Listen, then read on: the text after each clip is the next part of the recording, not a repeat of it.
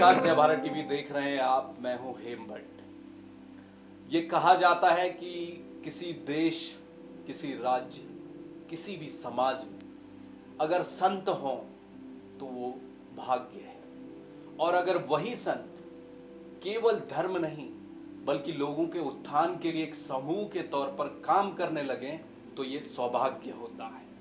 और ऐसी ही एक संस्था है जिसने पूरी दुनिया में अपनी एक अलग विचारधारा और अपनी पहचान बनाई है, वो है इस्कॉन। और आज इस्कॉन से ही जुड़े हुए महामन प्रभु हमारे साथ जुड़े हैं, उनसे बातचीत करेंगे। बहुत सवाल हैं, इस बीच इस्कॉन को लेकर कई चर्चाएं हुई हैं और उन चर्चाओं में बांग्लादेश से शुरुआत हो रही है, क्योंकि वहाँ पर एक जो संत हैं वो इस्कॉन से पहले जुड़े रहे। क्या उस पर इस्कॉन सोचता है, उस पर भी बात करेंगे। मथुरा की बात होती है, वो सवाल भी पूछेंगे। इसके अलावा नशे के विरुद्ध जिस तरह से काम इस्कॉन कर रहा है वो सवाल भी मैं लूँगा।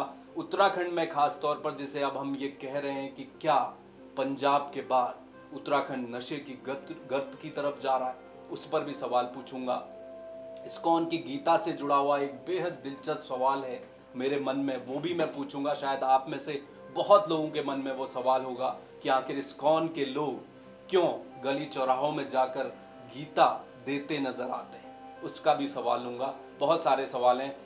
महामन प्रभु जी, आपका बहुत स्वागत है हमारे चैनल में। सर, मेरा पहला सवाल है, उत्तराखंड में इस्कॉन आज से 10 साल पहले जहां पर था, इस बीच वो लगातार बढ़ता जा रहा है आगे को। क्या इस बीच आप लोग उत्तराखंड में खास कर रहे हैं?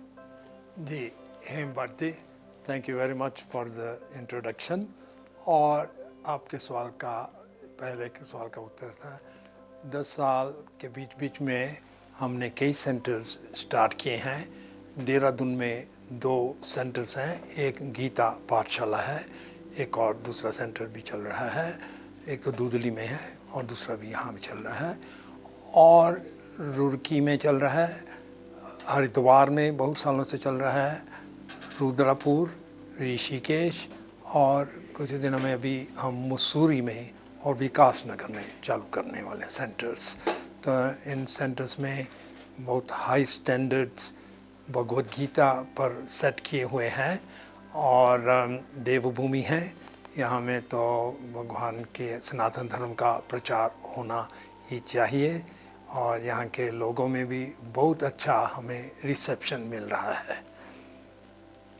आपका प्रभु जी, उत्तराखंड के अलावा आप हरियाणा, पंजाब और हिमाचल और मेरे ख्याल से मध्य प्रदेश और छत्तीसगढ़ का भी आप जोनल सेक्रेटरी इस्कॉन के इस वक्त हैं जी। तो उत्तर भारत में जिस तरह से लंबे समय से आप काम कर रहे हैं इस्कॉन में, और आपने पहले लंबे समय तक आप विदेशों में भी रहे हैं, मेरा एक सवाल और है, वो मैं उसमें बाद में आऊँगा। कैसा है उत्तर भारत इस समय कृष्ण मार्गियों के लिए, इस्कॉन के लिए? और जिस तरह से इस समय हम समाज में कई ऐसे इंसिडेंट देखे गए हैं जिन्हें हम दंगे के रूप में देख रहे हैं, इस समय उत्तर प्रदेश में भी कई जगह अभी बीच में संभल हुआ, क्या माहौल है? कुछ बदलता हुआ आपको दिखाई दे रहा है? अवश्य बदलता दिखेगा हमारे को, जैसे जैसे भगवद गीता का प्रचार होगा। और हम इस पॉइंट पर यह कहना चाहेंगे कि एक्चुअली इस्कॉन सनातन का ही एक अंश है, और ताकि चाहे हमारी स्ट्रेटजी जो है वो भी अभी कोई भी जैसे स्ट्रेटजी निकालनी पड़ती है, कोई युद्ध हो या फाइटिंग हो, उसमें अलग अलग तरह की स्ट्रेटजीज होती हैं। हमारा बहुत ऋण है, कई संस्थाएं, हिंदू चाहे सनातनी संस्थाएं अपनी ओर पर बहुत से कर रहे हैं, प्रचार वगैरह कर रहे हैं। इस्कॉन जो है एक बहुत डायनेमिक ऑर्गेनाइजेशन है, शास्त्रों पर आधारित है। आज की तारीख में 53 करोड़ भगवद गीता वितरण हो चुकी हैं दुनिया भर में, और हमारे अभी इंटेलिजेंसी ऑफ द वर्ल्ड भी ये अप्रिशिएट कर रहे हैं। आपने सुना ही है, अमेरिका की टॉप लीडरशिप तुलसी गबार्ड और कई और भी इस्कॉन से जुड़े हुए हैं। तुलसी का भट्ट तो श्रील प्रभुपाद जी के ही डिसाइपल हैं। सो ऐसे और भी हमारा विश्वास है कि नॉर्थ इंडिया में नहीं बल्कि पूरे विश्व में ये क्रांति आने वाली है, क्योंकि यह चैतन्य महाप्रभु जी की भविष्यवाणी है। हाल ही में कुछ दिन पहले किसी और वर्ड के बजाय हम एंटी पार्टी कहेंगे, सनातनियों के खिलाफ जो हैं, वो कह रहे थे कि इस्कॉन एक कैंसर जैसी फैल रही है। बिल्कुल, बांग्लादेश में तो कट्टरपंथी कह दिया गया जी, तो जो बात हम नहीं कह सकते उन्होंने अच्छा कह दिया। एक्चुअली ये वास्तव में कैंसर से भी बढ़कर है, क्योंकि ये चैतन्य महाप्रभु जी भगवान की भविष्यवाणी है कि दुनिया के हर एक नगर देश और गाँव में प्रचार होगा और सनातन धर्म पूरे जगत में फैलेगा। तो इसलिए कैंसर की तरह फैलेगा। आप उसको शब्द कैंसर दे दें। जी बिल्कुल। महाप्रभु, एक सवाल मेरा है, बहुत मन में रहता है। ये सुना जाता है कि इस्कॉन के जो लोग हैं वो किसी चौराहे पर, नुक्कड़ पर वो खड़े मिलते हैं और उनके हाथ में भगवत गीता होती है, चैतन्य महाप्रभु की वो व्याख्या। वो कहा जाता है कि ऐसी क्या नौबत आती है कि ये इस्कॉन से जुड़े हुए लोग अलग अलग चौराहों पर खड़े होकर गीता बेच रहे हैं। कई बार ये भी कहा जाता है कि क्या आप गीता जैसे उस महा काव्य को और उन बातों को क्या इस तरह से कमर्शलाइज किया जा सकता है? पहले आप इसका सवाल का जवाब दीजिए। मेरे पास इससे जुड़ा एक सवाल और है। फिर देखिए, ये बिल्कुल कमर्शियल नहीं है, ये आज के दिन की आवश्यकता है। लोगों को इतना समय भी नहीं है, लोग बहुत बिजी हैं, लेकिन हम जाकर उन तक पहुँचते हैं, ये भगवद गीता देते हैं ताकि उनके जीवन में परिवर्तन आए। आपको शायद यह सुनकर हैरानी होगी, मैं इंदौर से आ रहा हूँ, ज़्यादा समय इंदौर रहता हूँ, तो वहाँ में हालांकि इंदौर टॉप मोस्ट क्लीनेस्ट 7 साल से नंबर 1 क्लीनेस्ट एरिया है। जो लोगों को बात नहीं मालूम है कि इंदौर में युवा में सबसे ज़्यादा सुसाइड भी हो रहे हैं। ये बात लोगों को इतनी नहीं मालूम। ये इसलिए कि उनको अस्तित्व नहीं है, जीवन का मतलब क्या वो नहीं समझाया जाता। हमारे वक्त ऑल आउट जा रहे हैं। हमारे बुक वितरण से कई ऐसे युवाओं को हमने बुरी आदतों से बचाया और जीवन का मीनिंग क्या है वो बताया है। ये अवश्य है, ये नीड ऑफ द आवर है। हम तो कल्याणकारी हैं, सबको दे रहे हैं। चैतन्य महाप्रभु जी का आदेश है कि सबको आप ये कृष्णा कॉन्शियसनेस दो। बिल्कुल प्रभु जी, मेरा बचपन, मेरे पिताजी, मुझे याद है कि वो हमेशा गीता का पाठ किया करते थे जब मैं छोटा था। और उसके बाद प्रोफेशनल लाइफ में जब मैं बाहर निकला तो उनसे मुझे लंबे समय तक अलग रहना पड़ा। अभी भी मैं उनसे अलग हूँ।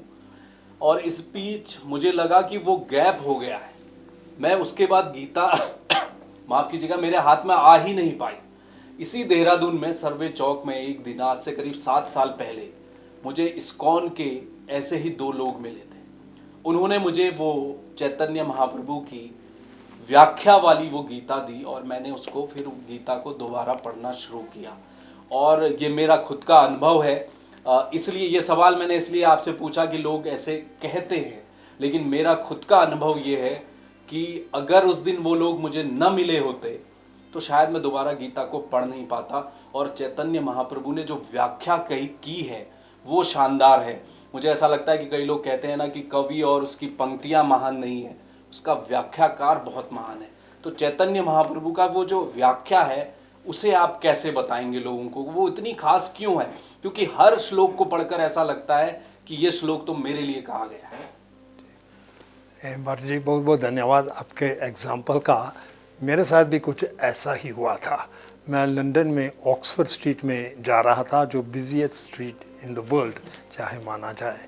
तो वहाँ में भक्तों ने ही मुझे रोक कर भगवद गीता दी। हालांकि मैं जा रहा हूँ अपने काम से, पर उन्होंने फिर मुझे समझाया।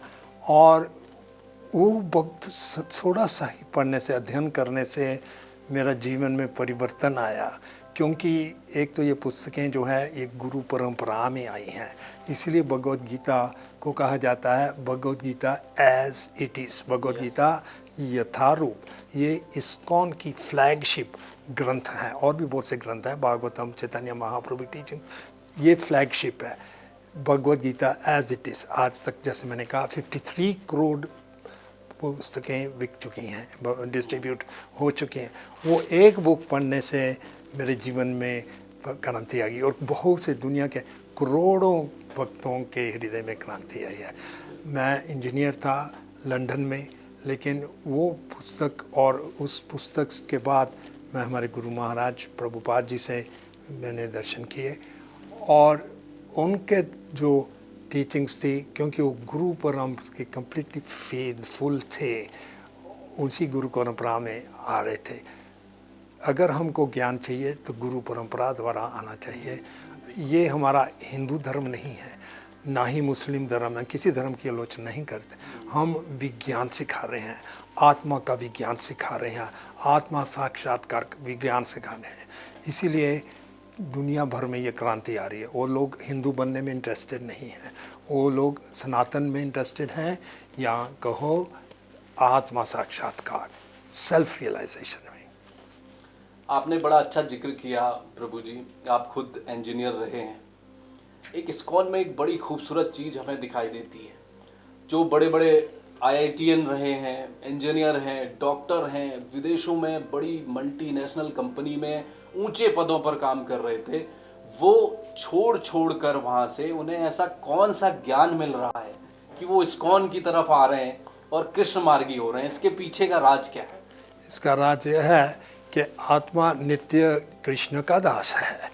इसको रियलाइज़ करना है, ये हमारी वैदिक ग्रंथों के द्वारा होगा।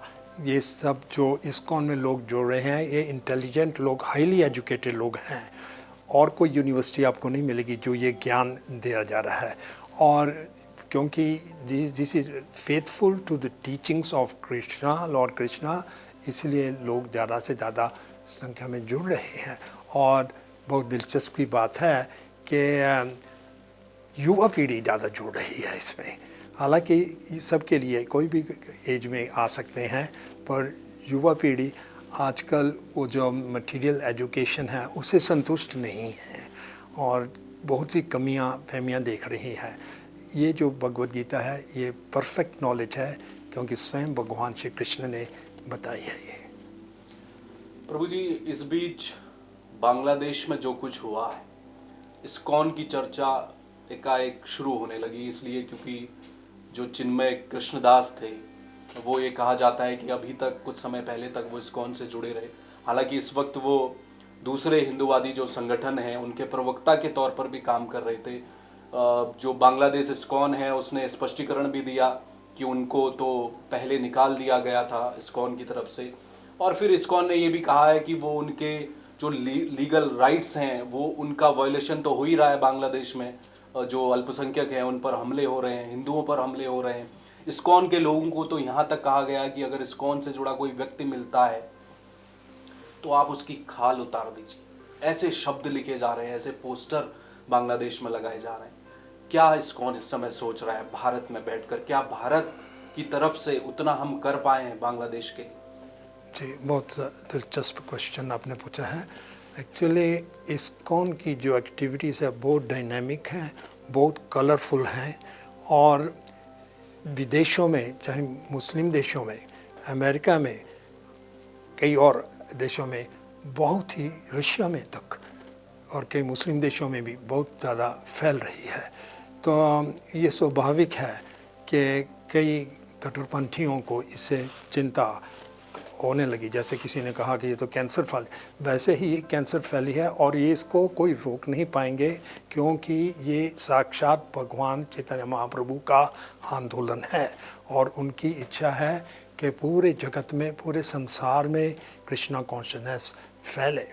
और ये सच्ची भी निकल रहा है कि इतने 10 वर्ष प्रभुपाद जी थे, उन्होंने इतना प्रचार किया, हज़ारों मंदिर खोले उन्होंने, और दिन बर दिन ये मूवमेंट एक्सपांड हो रही है और कोई भी शक्ति नहीं है जो इस संकीर्तन को रोक सकती है। हालांकि टेम्पररी कई आपत्तियाँ आते हैं, बहुत से कट्टरपंथी कई लोगों को है स्टॉप करने का प्रयास करने। रशिया में भी यही प्रॉब्लम्स था स्टार्टिंग में, बैन कर दी गई थी, बैन कर दी हाँ। थी, हाँ। और आज रशिया में सबसे ज़्यादा तेज़ी से इसको फैल रही है, सबसे ज़्यादा तेज वर्ल्ड में अभी रशिया में है। सैकड़ों की हज़ारों की संख्या में रशियन भक्त जुड़ रहे हैं, क्योंकि ये कोई इंटेलिजेंट और साइंटिफिक प्रोसेस को खोज में है। और ये कृष्णा कॉन्शनेस इस्कॉन के द्वारा जो दिया जा रहा है, ये एक साइंटिफिक प्रोसेस है, सनातन प्रोसेस है। और जैसे मैंने कहा कि इस्कॉन सनातन से अलग नहीं है, सनातन का ही एक अंश है। और हम आभारी हैं, बहुत से अन्य संस्थाएं जो हैं वो इस्कॉन को इसमें समर्थन दे रही हैं। स्ट्रेटजी की बात है, कई और तरह से युद्ध में बहुत सी स्ट्रेटजीज निकालनी पड़ती हैं। हमारी स्ट्रेटजी है कैसे चैतन्य महाप्रभु जी को फॉलो करें और भक्त बनाएं। एक दिन ऐसा भी आएगा, पूरे leaders of the world will become Krishna conscious. आपको लगता है कि बांग्लादेश में वो दिन आप वापस लेकर आएंगे जल्द? जैसे रशिया में बैन कर दी गई थी गीता, तो वापस आप देखते हैं कि बांग्लादेश में वापस लौटेंगी चीज़ें, और जो अल्पसंख्यक हैं, हिंदू हैं, या इस्कॉन के जो टेंपल हैं वो वापस रन हो पाएंगे, पूजा शुरू हो पाएगी? कब तक देख पा रहे हैं आप? जी, हम ऑलवेज पॉजिटिव देखते हैं, क्योंकि बांग्लादेश हमारे लिए बहुत महत्वपूर्ण, इस्कॉन के लिए बहुत महत्वपूर्ण स्थान है। क्योंकि चैतन्य महाप्रभु जी और उनके भक्तों की लीलाएं बांग्लादेश में हुई, और यहाँ हम हमारे गवर्नमेंट का भी आभार प्रकट करेंगे। उनके प्रयास चल रहे हैं और पूरी दुनिया ने देख लिया है कि ये बांग्लादेश में जो अत्याचार हैं इनका अंत होना चाहिए, और हमको हमारी इस्कॉन का समर्थन फ्रॉम ऑल साइड्स है। और समय आएगा, हमने बांग्लादेश के लिए इतना कुछ किया और हम कुछ करने के लिए तैयार भी हैं, हमको रोका नहीं है। हम तो किसी को जात पात से नहीं बांटते, हम तो सबको भला ही देना चाहते हैं। कोरोना काल में लाखों लोगों को हमने फूड्स वगैरह दिया। बिल्कुल, सारे पड़ोसी देशों को भारत ने मदद दी थी। 71 की वॉर में जब भी बांग्लादेश में इतनी पॉवर्टी स्टाविश, हमारे जॉर्ज हैरिसन थे, म्यूज़िक पॉपुलर, उन्होंने एक रिकॉर्ड बनाया, उससे जो इनको लाखों डॉलर्स बांग्लादेश को दिया। जी बिल्कुल। प्रभु जी, एक आखिरी सवाल मेरा ये है, मथुरा और अयोध्या और काशी, उसको लेकर एक पॉलिटिकल माफ कीजिए स्लोगन है, बीजेपी का है। ये कहा जाता है कि अयोध्या हो चुका है, काशी में भी बहुत कुछ कर दिया है, अब मथुरा की बारी है। मथुरा में कृष्ण जन्मभूमि है, ये इतिहास है, प्राचीन इतिहास है, ये सारे प्रमाण मौजूद हैं। इस्कॉन को क्या लगता है, आपको क्या लगता है, क्या मथुरा के भीतर भी जिस तरह से अयोध्या में राम मंदिर बना है, क्या वो वक्त आएगा या उसकी शुरुआत होनी चाहिए? मामला सब जुडिस है, कोर्ट में है, लेकिन मैं सिर्फ आपके व्यू पॉइंट जानना चाह रहा हूं कि इस्कॉन क्या सोचता है। क्या उस जगह पर मंदिर होना चाहिए भगवान श्री कृष्ण का, जहां वो जन्म ली? ये थोड़ा सा पॉलिटिकली टेंटेड क्वेश्चन है, पर हमारा इस्कॉन का राय है, हम तो हमारा प्रचार चलता रहेगा। हम तो इस्कॉन के डिवोटीज़ चाहे बहुत ओपुलेंट प्लेस हो वहाँ भी करेंगे, चाहे वृक्ष के नीचे बैठकर प्रचार करना हो उसके लिए भी तैयार हैं। तो अल्टीमेटली ये डिसीजंस जो हैं ये गवर्नमेंट पर निर्भर हैं और जनता के ऊपर उनका क्या है। पर और हम ऐसा ही कहेंगे कि हम किसी भी ये सनातन से अलग नहीं हैं, और जो हमारे से होगा हमारा होगा पीसफुल, लोगों को अवेयरनेस दिलाने का। और इसी तरह से हमारे को बहुत ऊंची कैलिबरी के लोग जुड़ेंगे। रिसेंटली हमारे माननीय प्रधानमंत्री जी श्री मोदी जी ने बहुत अच्छी एक स्टेटमेंट कही कि वो जब भी जहाँ भी जाते हैं उस देश के नेता को भगवत गीता गिफ्ट के रूप में देते हैं, उन्होंने कहा कि ये भगवत गीता मेरे जो मेरे पास सबसे बड़ी गिफ्ट देने के लिए है, और लोगों के लिए भी सबसे बड़ी गिफ्ट है भगवत गीता।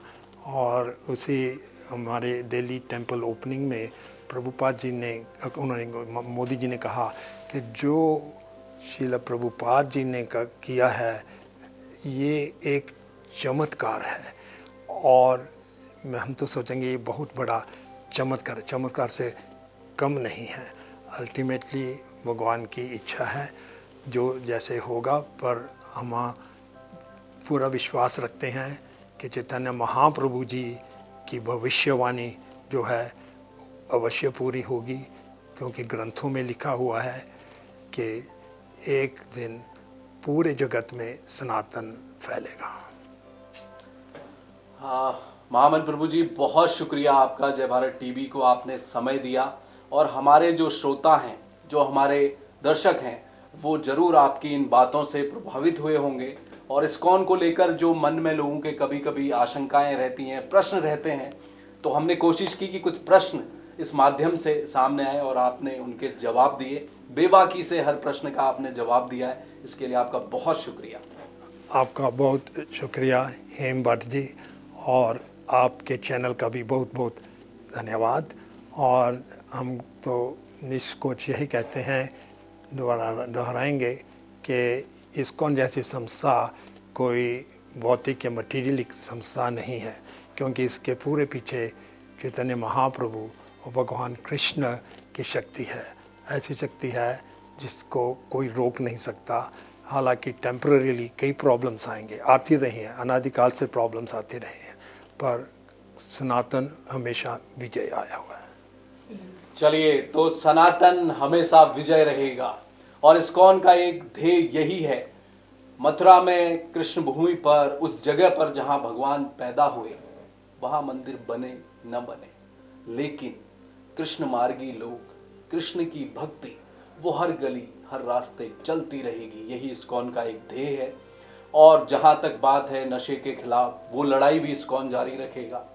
और जहां तक मसला बांग्लादेश से जुड़ा हुआ है, और भी तमाम जो दिक्कतें हैं अलग अलग राज्यों में, या सनातन और दूसरे धर्मों के बीच को लेकर जो राजनीतिक एक समय समय पर होती रहती है, वो सब अपनी दिशा में चलते रहें, लेकिन इस्कॉन का एक उद्देश्य है वो लगातार आगे बढ़ता रहे। इस खबर में हमसे जुड़ने के लिए आपका बहुत शुक्रिया। देश और दुनिया की तमाम छोटी बड़ी खबरों के लिए आप देखते रहिए जय भारत टीवी। मुझे दीजिए इजाजत। नमस्कार। धन्यवाद।